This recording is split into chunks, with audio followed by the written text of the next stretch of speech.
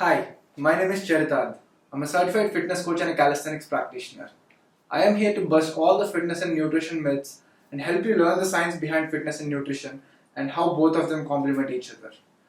Today I'm here to talk about the science behind weight loss, weight gain, and weight maintenance.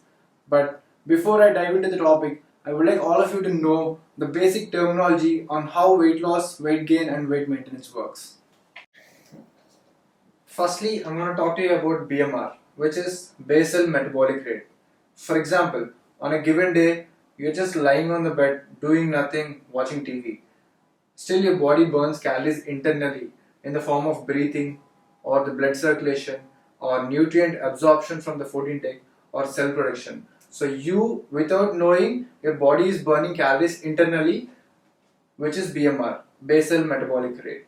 Okay, on top of BMR, you do some physical activity like running, jogging, or you go to gym or cycling or any form of physical activity, you're again burning some calories on top of BMR. So when you combine BMR and the calories that you burn through some physical activity gives you TDEE, which is total daily energy expenditure. Alright, now that we know what BMR and TDEE are, we'll see how both of these affect weight loss, weight gain, and weight maintenance. But before I get into that, I would like all of you to know what a calorie intake is and what a calorie out is. Basically, the amount of calories that you consume on a daily basis is calorie intake, and the amount of calories that you burn on a daily basis, which is total daily energy expenditure, is calorie out. But for you to experience weight loss, your calorie intake should be less than the amount of calories that you burn on a particular day.